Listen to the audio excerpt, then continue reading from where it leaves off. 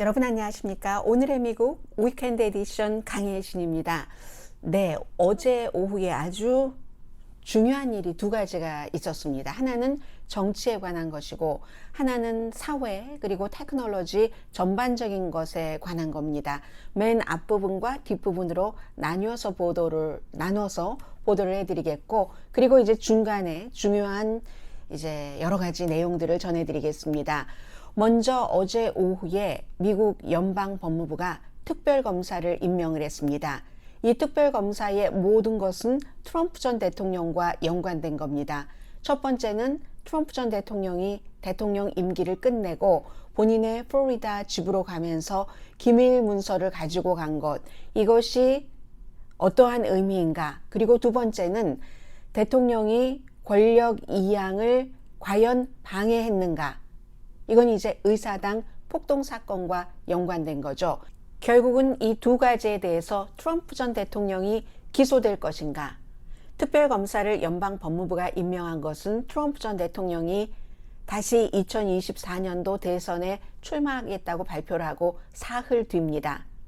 메릭 갈란드 연방법무장관은 특별검사를 임명하는 이유는 전직 대통령이 대선에 다시 출마한다고 발표를 했고, 그리고 현 대통령도 출마할 가능성이 있는 이 시점에서 연방법무부가 계속 이것을 수사한다는 것은 설령 공정하다 하더라도 공정하지 않다는 그런 느낌과 여러 가지 그 의문이 들 수 있으므로 독립적인 특별검사를 임명을 해서 수사하게 하겠다 하는 발표였습니다. 그러니까 결국은 특별검사가 트럼프 전 대통령의 기소 여부, 정치적인 운명을 쥐고 있는 셈입니다. 잭 스미스 특별검사는 현재 이제 지금 미국 현지로 조사하러 오고 있는데, 가장 최근에 몇 년 동안은 헤이그 국제형사 사법재판소에서 코소보의 여러 가지 전쟁 범죄에 관해서 일을 담당을 했었고, 그 전에는 1990년부터 뉴욕의 브루클린에서 검사 활동을 하다가 연방법무부에서 오래 일을 한 사람입니다. 정치적으로는 공화당도 아니고 민주당도 아니고 무당파다 하는 것을 분명히 발표를 했고요. 굉장히 큰 뉴스입니다. 결국은 연방법무부는 법무부에서 조사를 했더니 문제가 심각하기 때문에, 그리고 이 같은 정치적으로 예민한 시기에 오해받지 않게 하기 위해서 외부 특별검사를 임명을 해서 편파 수사를 하지 않는다 하는 생각을 국민들이 하도록 특별검사가 결정을 짓는다는 겁니다. 그런데요, 최종적인 기소 여부는 특별검사의 건의에 따라서 연방법무부가 결정을 합니다.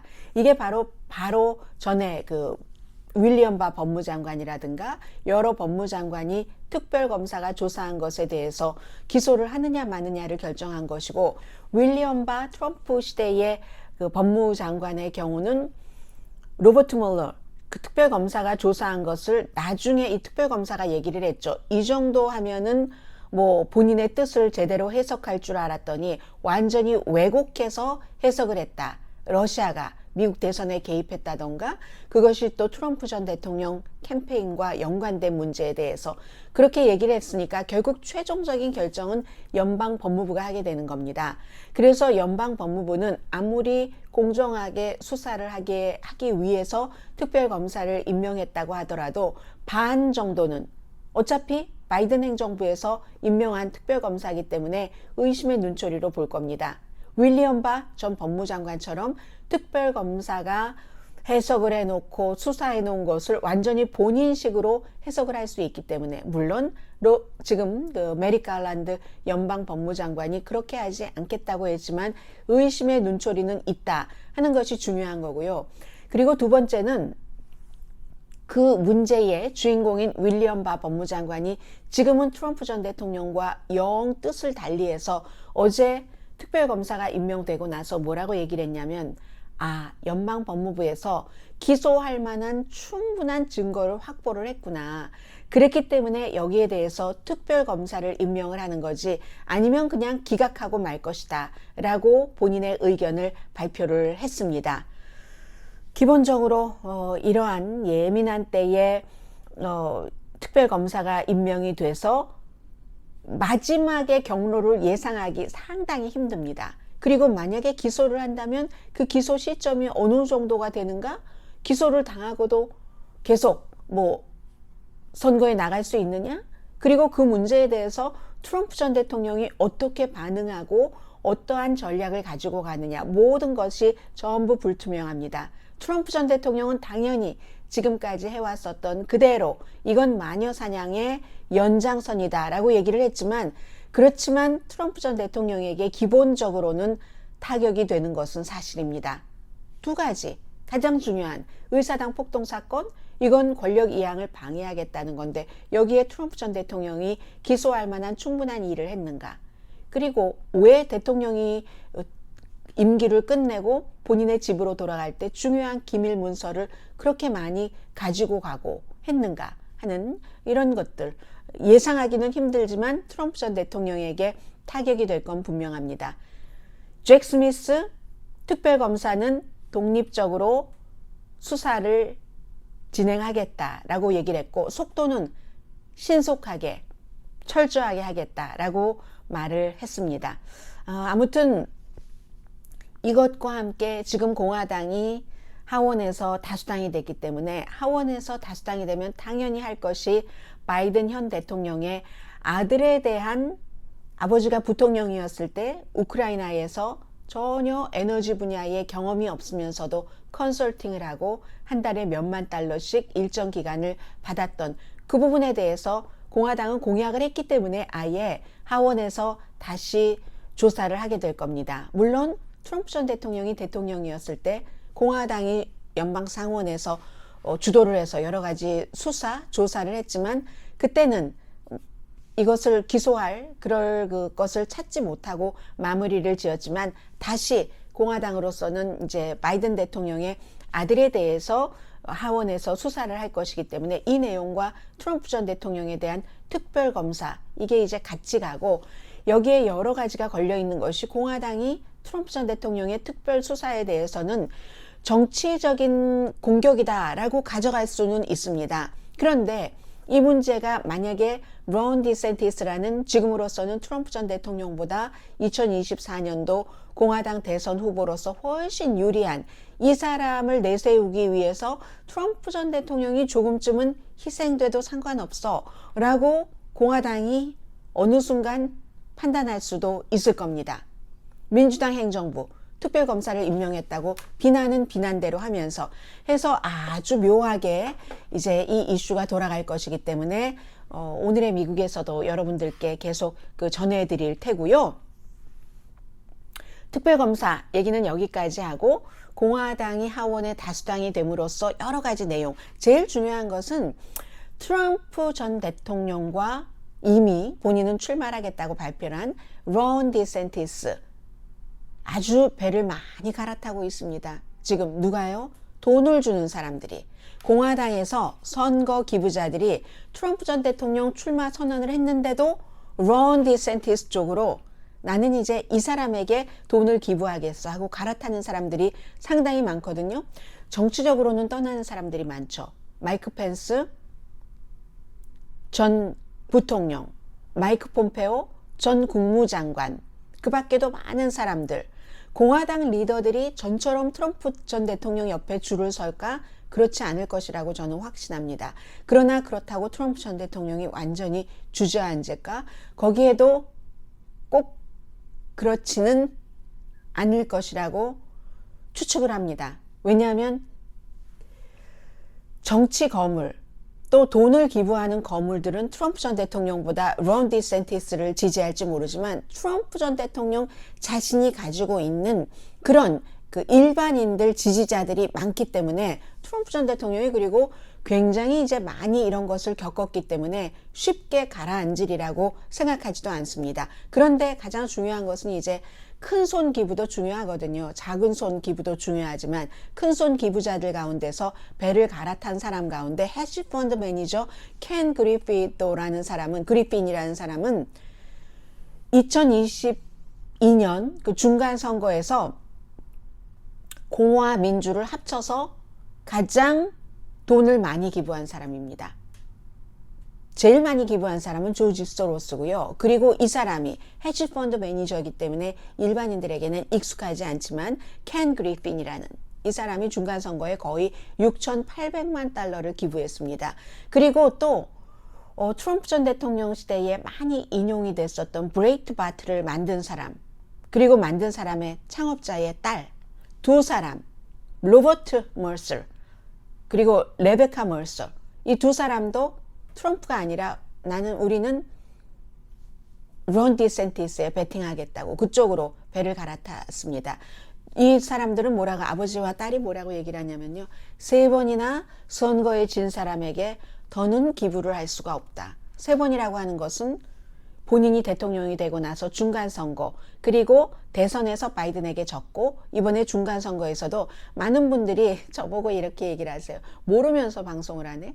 트럼프가 지지한 사람들이 얼마나 많이 당선이 됐는데 라고 얘기하는데 그게 모르시는 얘기입니다. 그렇죠. 당연히 당선될 사람을 지지한 것은 그건 숫자에 포함시키면 안 됩니다. 하원이고 상원이고 트럼프 전 대통령이 지지를 한 스윙 스테이트에서 질까 이길까 민주당과 도전자가 있어서 서로 붙어 있는 이런 사람들은 거의 졌습니다. 한두 사람을 제외하고는. 그렇기 때문에 트럼프의 진 선거입니다. 이번 선거는. 그러니까 3번이나 진 사람에게 더 이상은 돈을 기부할 수 없다 하는 얘기인 것이고요. 공화당에서는 두 번째 기부자네요. 제가 공화당에서 첫 번째라고 말씀드리고 공화민주를 합쳐서 두 번째라고 헤지펀드 매니저 켄 그리핀을 그렇게 말씀을 드렸는데, 켄 그리핀이 공화당에서 두 번째 6,800만 달러를 중간선거에 기부를 했고, 공화당에서 첫 번째로 가장 많이 기부한 사람도 일반인들에게는 이름이 익숙하지 않습니다. 쇼핑 컴퍼니를 하는 사람입니다. 울라인이라는, 리처드 울라인이라는 쇼핑 컴퍼니 이름 자체도 울라인. 한국 분들 가운데서 이 물류 쇼핑 컴퍼니를 하시는 분들이 많으시니까 그런 분들은 알고 계시겠죠.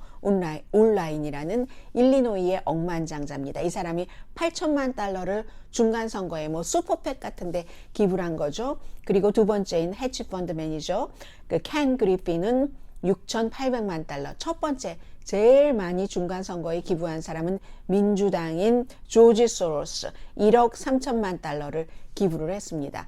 그래서 중간선거에서요, 넘버 1 기부자부터 넘버 10 기부자 가운데 넘버 1은 민주당인 조지 소로스지만 그 밖에 이 10명 가운데 민주당은 3사람밖에 안 됩니다. 공화당 큰손 기부자는 공화당이 훨씬 많습니다. 조지 소로스를 빼놓고는. 해서 이러한 사람들이 트럼프 전 대통령을 떠나간다 하는 게 트럼프 전 대통령에게는 아주 나쁜 뉴스가 되고요.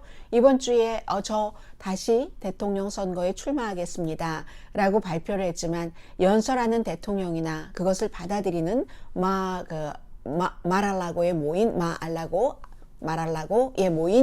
1,000명의 관객들도 반응이 굉장히 미적지근했다는 건 말씀드리고요. 그럼 이쯤에서 론 디센티스라는 사람을 살짝이나마 한번 여러분들 마음속에 넣어두고 가시는 게 좋겠습니다. 론 디센티스는 트럼프 전 대통령과 어떻게 다른가? 어떻게 다른데 지금 이미 무슨 한인 그동안 많은 분들도 트럼프 전 대통령을 엄청 지지하더니 한인이 제일 빨리 돌아서는 것 같아요. 팍스뉴스와 함께. 그만큼 트럼프 전 대통령에 대한 지지가, 사랑이, 열정이 강렬했다고 볼 수도 있겠죠. 강렬한 사람들이 제일 많이 돌아섭니다. 제일 빨리 배신이라는 것을 하죠. 팍스와 그런 많은 사람들이 그렇게 배신을 하고 론 디센티스 좋습니다. 괜찮습니다. 라고 얘기를 하는데, 이 플로리다에 재선된 론 디센티스는 공화당이 선거에서 거의 망했어요. 지금 보면은 그 하원 혹시 의석이 바뀌었는가 한번 보겠습니다. 하원이 다수당이 되기는 했지만 의석 수가 굉장히 갸냘프잖아요. 아직도 그대로네요. 218대 212. 6개는 아직 정확하게 정해지지 않은 그 상태에서 상원은 오히려 민주당이 다수당을 유지를 하고 더 한 석을 더 추가를 할 가능성도 있고요. 그 공화당이 거의 망했는데 흥한 흥한 것도 아주 흥했습니다. 지난번에 선거에서 초선에 당선될 때는 뭐 0.4% 차이인가 그랬어요. 몇만 표 차이로 당선이 됐는데 이번에는 거의 20% 차이로 당선이 됐잖아요. 그렇게 될 때는 공화당이 망했는데 이 사람은 엄청 흥했기 때문에 공화당에는 구세주가 될 수 있습니다. 그리고 마지막에 선거 캠페인 할 때도 이 성경, 뭐 크리스찬, 기독교와 연관시켜서 한 그런 게 있는데 어쨌든 주지사 선거에서 2억 달러 이상을 모은 사람입니다. 선거 기금의 여왕 하면은 미국에서 낸시 펠로시고 이번에 킹 하면은 론 디센티스였습니다. 공화당과 무당파 유권자 사이에서 영국 유가브가 조사를 했더니 지금은 론 디센티스를 지지한다 46%, 트럼프 전 대통령을 지지한다 40%입니다. 그리고 아주 젊습니다. 44살, 트럼프 전 대통령 76살, 이제 바이든 대통령 80살입니다. 사회 이슈에서 보수적인 사람들이 레이건에 비유하지만 본인은요, 제가 이렇게 보면은, 그리고 실제로 많은 분들이 그런 얘기를 합니다. 본인을 어떠한 공화당의 존 F 케네디처럼 보이고 싶어 하는 것 같습니다. 왜냐하면 그 승리한 날 그 와이프가 굉장히 아주 매력적이고 아름답죠. 존 F 케네디의 와이프처럼. 정치인들의 와이프가 아름답고 매력적이라는 것은 아름답다는 게 뭐 꼭 눈, 코, 입뿐만이 아니라 전반적으로 풍기는 분위기 있잖아요. 그런 매력적인 분위기를 둔 것은 대단한 자산입니다. 존 F 케네디가 그랬잖아요. 제클린 케네디 오나시스 얼마나 매력적입니까? 사람들이 호감형이잖아요. 한국에서 지금 김건희 여사에 대한 그 반대의 감정들을 갖고 있는 이 론 디센티스가 그렇게 매력적인 와이프를 갖고 있기 때문에 선거에서 이제 당선되고 나서 노란색 무슨 마치 미스 유니버스 테스트에 나오는 것과 같은 그런 차림이잖아요. 어깨 한쪽은 보이고 한쪽은 가리지도 않았죠. 그렇게 하고 그런데 그런 차림이 너무 어울리는 사람. 완전히 미스 코리아, 뭐 미스 유니버스, 미스 USA 스타일의 헤어스타일과 아이들이 어리잖아요. 젊죠. 젊은 모습, 44살. 본인은 그걸 강조하고 싶었던 것 같다는 것을 느꼈고요. 자신을 좌파의 적이라고 얘기합니다. 이 사람이 이제 지난번에 플로리다 주지사가 되기 전에 한 2018년도에부터 주지사를 했는데 2013년부터 2017년까지 5년 동안 그때는 오바마 시대잖아요. 그때 자신을 오바마의 적으로 설정을 했습니다. 그래서 오바마가 이제 책을 쓴 것을 그대로 뭐 비슷하게 뭐 제목도 비슷하게 해서 무슨 뭐 Dreams from My Father 였었죠? 오바마가 썼던 그 책. 제가 굉장히 재밌게 읽었던 책인데 그것을 본따서 Dreams from Our Founding Fathers 건국 아버지들의 꿈 하는 책을 쓰고 계속 이 사람은 오바마를 비난을 하는데 예일대학교 나오고 하버드 법대 나오고 오바마 동문이네요. 오바마가 선배네요. 그리고 해군 법자문관으로 이라크에 갔습니다. 그러니까 일단 군 경험, 뭐 법 문제지만 그런 경험이 있는 사람이에요. 2013년부터 2018년에 선거로 됐네요. 주지사가. 그 플로리다주의 6지구에서 연방 하원 의원을 했는데 오바마 아젠다의 모든 것에 다 적개심을 가지고 5년 내내 오바마 아래에서 어포러블 케어 액트를 비난하는데 강력한 목소리를 연방 하원에서 냈습니다. 트럼프가 선출되자 로버트 몰러 특별검사의 러시아가 미국 대선에 어떻게 개입을 했는가, 트럼프 캠페인 측은 또 여기에 무슨 관련이 있는가 조사하는 것을 반대하는 데 앞장섰던 사람이고, 그리고 처음에 주지사 당선될 때는 트럼프 도움 받았던 거 분명합니다. 정말 트럼프 도움을 받아서 간신히 당선이 됐고, 오바마 시대에는 외교 정책에도 전부 오바마와 반대를 했습니다. 이란과 핵 협상하는 것도 반대하고 쿠바와 관계 개선하는 것도 반대하고 플로리다 그쪽인데도 그랬습니다. 그래서 사실은 2018년도에는 조금 온건한 스타일의 공화당으로 그 주지사에 출마를 했었고, 그리고는 그 공화당과는 특별하게 맞지는 않는 거죠. 연방정부 같은 데서 지원금 많이 받아서 선생님들 봉급도 올리고 경관들 봉급도 올리고 이런 일들을 했었는데, 아무튼 주지사가 되고 나서는 코비드 때 그 사람들이, 플로리다가 락다운 안 한 아주 그 대표적인 곳이잖아요. 마스크도 안 쓰고 그렇게 해서 보수의 지지를 받았습니다. 그리고 두 번째는 좌파, 진보 이런 것을 문화 전쟁으로 완전히 누르죠. 플로리다 올랜도 그 디즈니도 있는데, 디즈니에서 동성애자들에게 무슨 어떠한 조금 관대하게 한다 해서 엄청나게 우리 주에서 뭐 디즈니랜드에게 특혜를 줬었던 거 다 박탈하겠어. 이런 식으로 문화 전쟁을 강력하게, 학교에서 무엇을 가르쳐야 되고 무엇을 가르치면 안 된다 하는 것, 성 정체성, 어린아이들, 그런 일들에 대해서 논쟁적으로 해서 인기를 많이 받았는데, 이 사람은요, 그런데 환경에 대해서는 공화당과는 조금 다릅니다. 환경에 대해서 환경 보호하는 것에 굉장히 적극적이었고, 그리고 메디케이드는 확장하지 않았습니다. 또 하나는 선거구 재조정에서 2개의 흑인 지역구를 폐쇄시켰습니다. 그러니까 아프리칸 아메리칸들은 플로리다에서 이 론 디센티스를 좋아할 리가 없겠지만, 뭐 아프리칸 아메리칸이 그다지 인구가 많지는 않으니까, 그렇기 때문에 지금 그렇습니다. 그래서 이 사람이 오바마라든가 어떠한 민주당의 정책이라든가 이런 것에 반대한다는 것은 알겠는데, 경제적으로는요, 경제적인 분명한 이슈는 뭐지?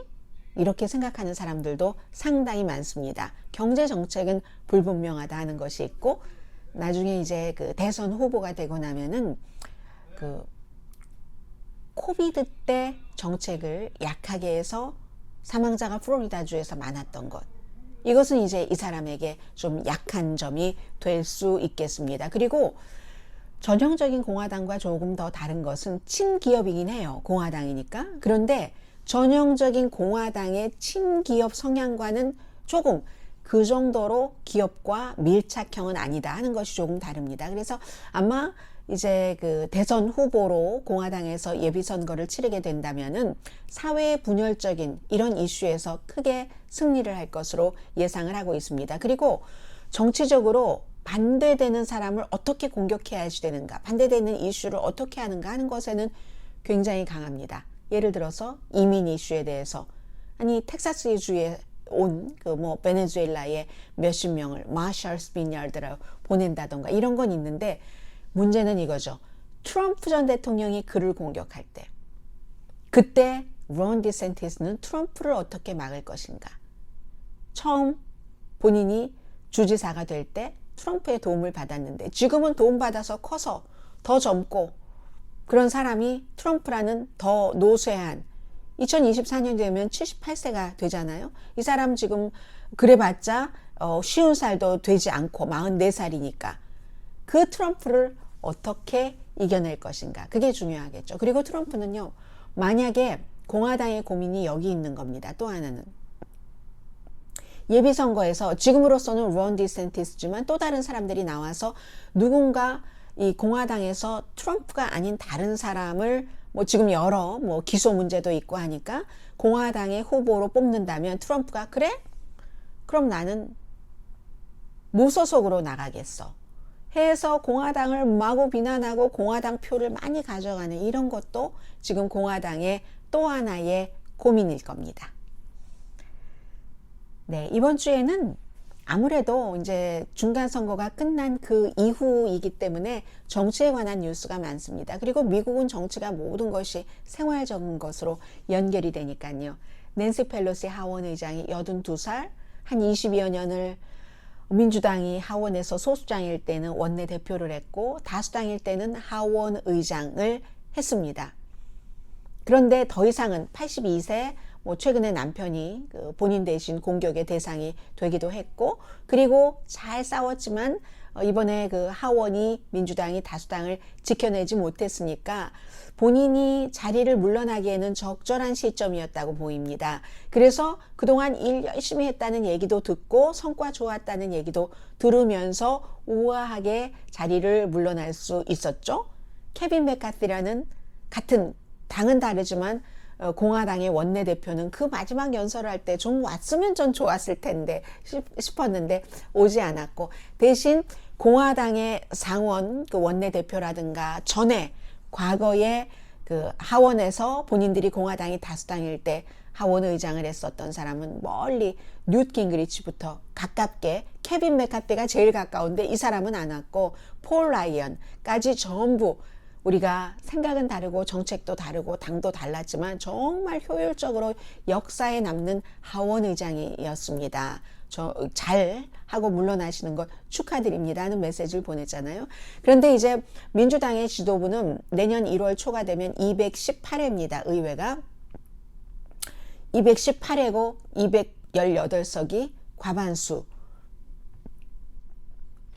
다수당이 되는 의석이고요. 플러스 하나이기 때문에 435석이기 때문에. 그런데 민주당은 제일 중요한 게 정말 젊은 세대로 바뀌는 겁니다.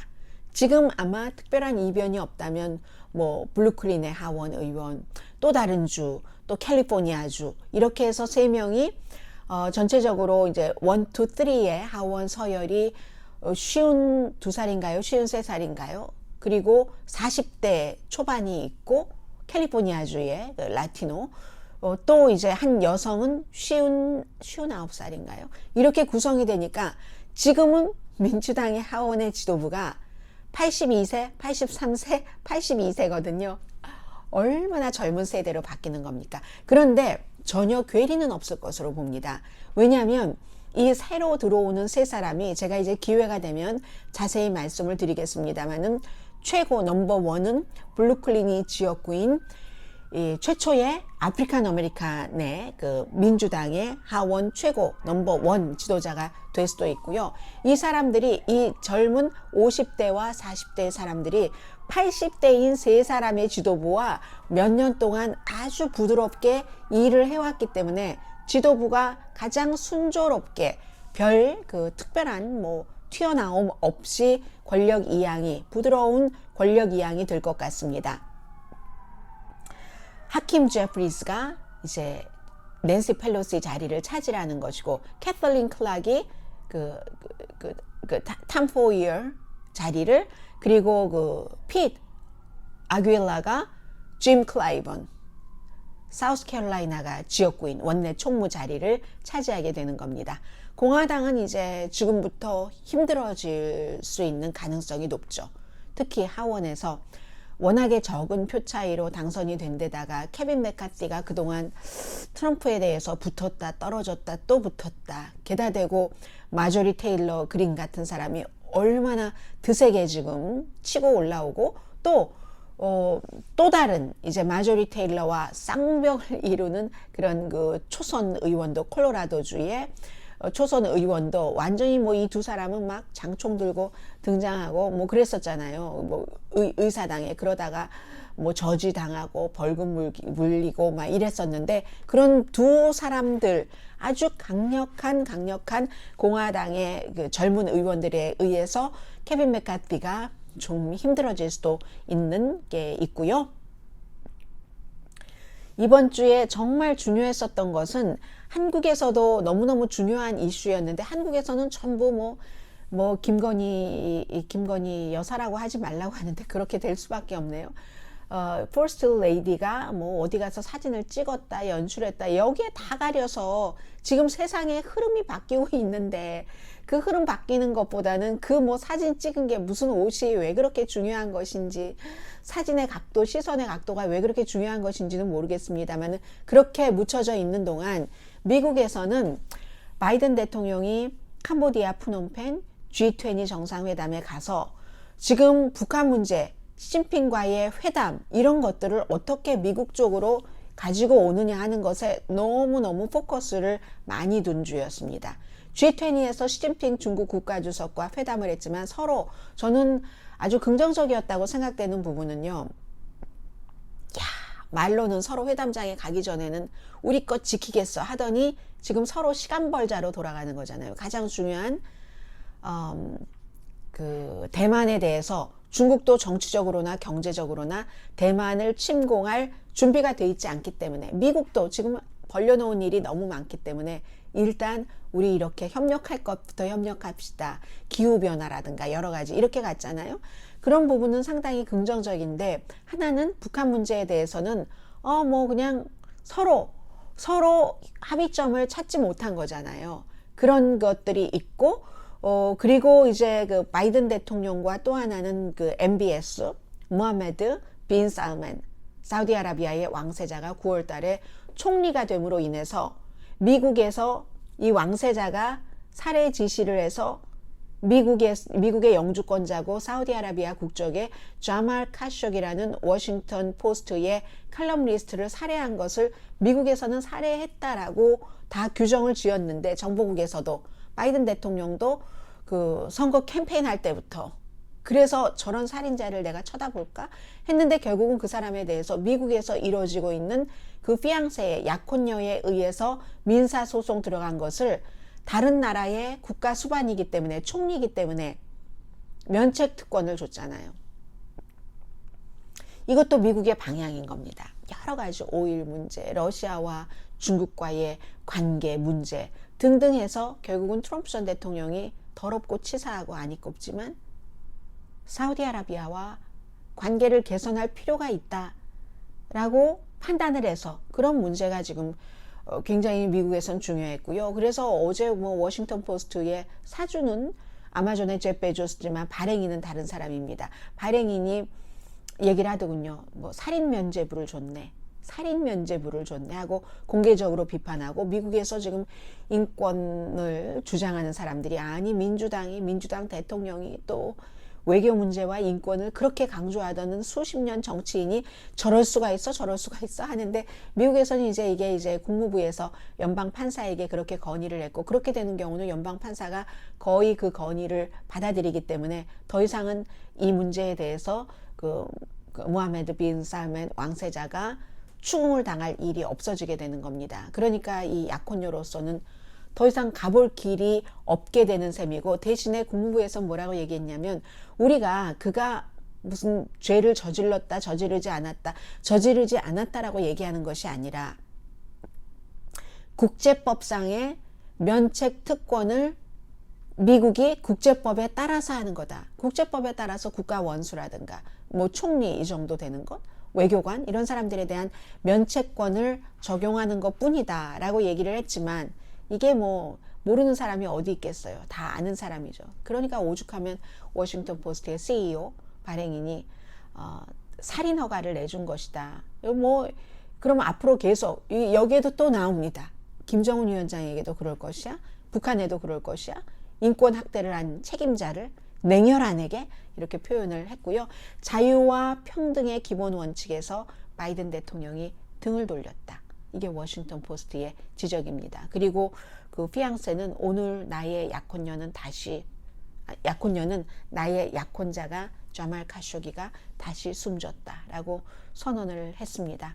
돈이 먼저라는 얘기입니다. 결국은 미국도 뭐 사우디아라비아가 예뻐서 그렇습니까? 모든 것이 다 돈하고 연결된 것이고, 그리고 세계를 이끌어가는 파워, 뭐 러시아와 중국 쪽에 사우디아라비아가 다가가는 것보다는 그쪽으로 기본적으로 여러 가지가 맞는다 할지라도 어느 정도는 미국과도 같이 일할 수 있는 그런 여지를 두고 싶어 하는 게 바이든 대통령이죠.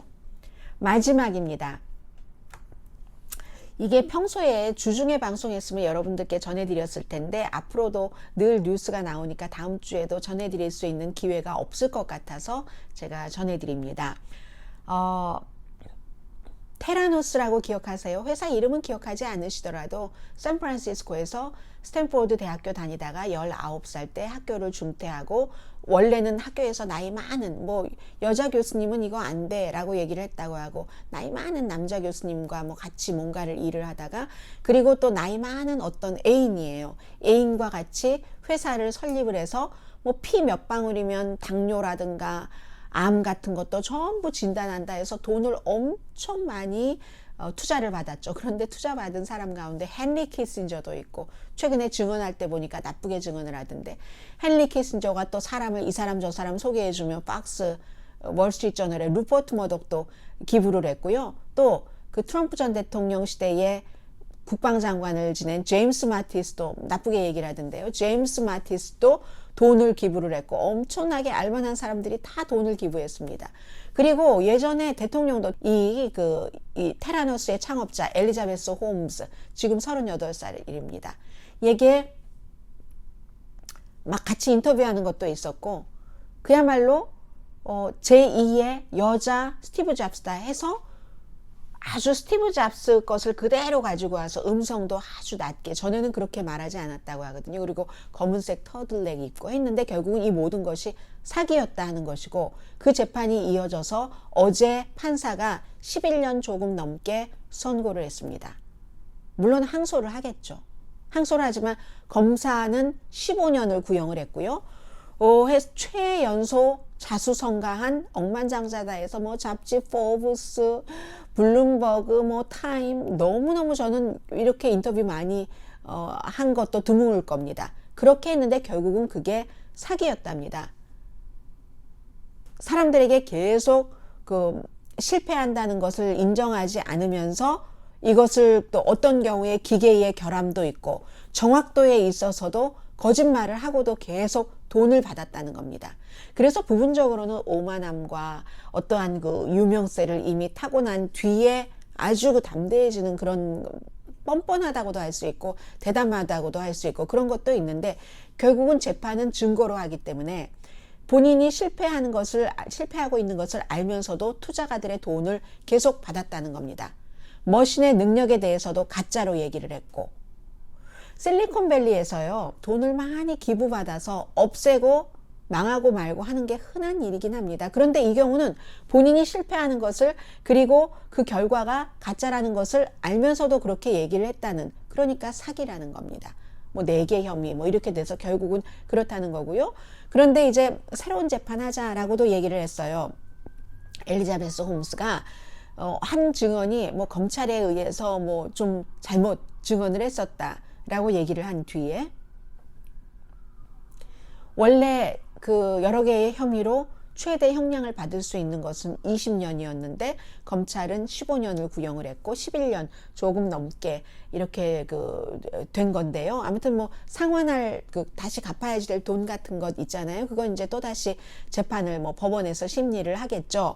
그런데 그 사이에 뭐 한 130명 정도 이거 그렇지 않습니다 뭐 하고 좀 봐주세요 하는 뭐 청원서에 뭐 서명하고 한 사람들도 있기는 있어요. 그리고 변호사는 이게 의도적으로 그런 게 아니니까 18개월 가택연금 정도로 해주십시오. 그리고 지금 임신 중이거든요. 원래도 아주 나이 많은 남성과 같이 회사를 설립했는데 나중에는요, 나 저 남자에게 성학대 당해서 그랬다, 저 남자 때문에 이런데, 그 사람을 엄청 또 비난을 합니다. 이 사람은 뭐 이 사람도 유죄해서 12월 달에 그 선고를 받는 것으로 되고, 지금은요 또 그리고 나서 한 10살 정도 11살인가 연하인 남자와 또 결혼을 했습니다. 아이를 지난번에 재판 도중에 이미 낳았고, 그래서 굉장히 어린아이의 엄마하면 미국에서 재판할 때도 모든 일에 일단 동정심이 가거든요. 이번에도 또 임신 중이잖아요 지금. 그러니까 감옥살이를 하더라도 아이는 출산한 그 이후가 되겠죠. 그 경우 하니까 뭐 27살의 남편이 또 엄청나게 부자예요. 에반스라는 이름의 남자인데 호텔의 상속자입니다. 해서 남편도 아들이거든요. 첫 번째는. 그리고 두 번째는 제가 잘 모르겠어요. 임신 태아는.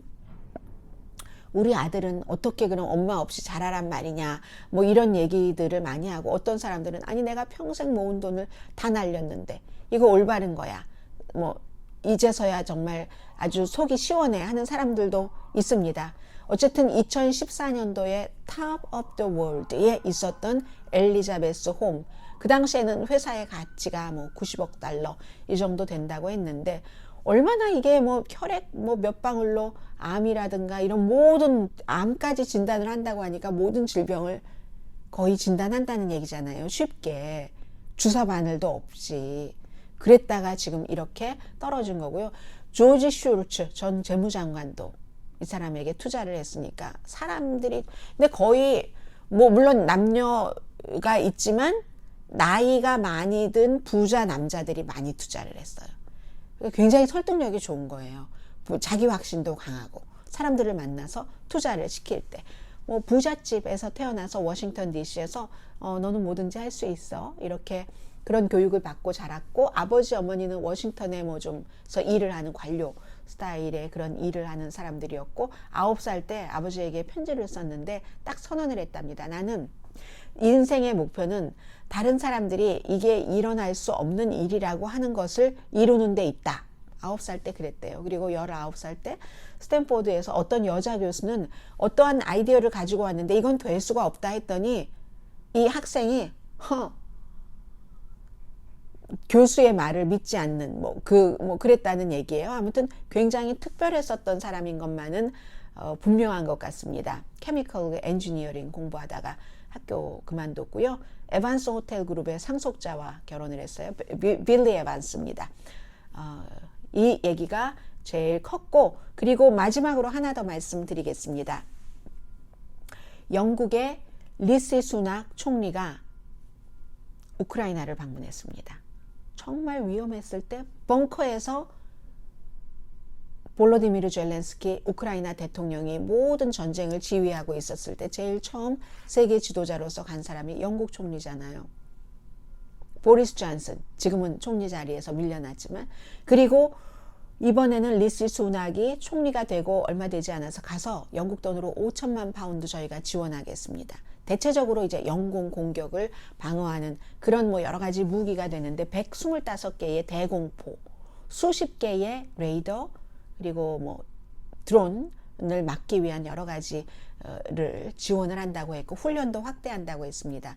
영국의 그 육군 의료병들도 필요한 곳에 보내고 엔지니어도 보내고 한다고 했고, 1000기네요. 1000기 이상의 무슨 뭐 대공 미사일 지원한다고 영국 국방장관이 이달 초 얘기를 했는데, 여기에 이제 또 추가로 5천만 파운드를 지원한다고 했는데, 뭐 원래 젤렌스키 대통령과 이런 것을 얘기하고 하기 전에 전사한 무덤에, 군인의 무덤에 꽃도 꽂고 이런 일부터 했습니다. 무슨 또 응급 지원팀도 방문을 하고, 또 우크라이나에서는 이란이 만든, 러시아가 공격한 드론 같은 것을 잡아놓은 게 있지 않겠어요? 그런 것도 보여줬고, 영국의 그 리시 수낙 총리가 얘기하는 게, 우크라이나 편에서 영국은 처음부터 있었고 지금까지 우크라이나를 강하게 지원하는 게 너무나 자랑스럽다.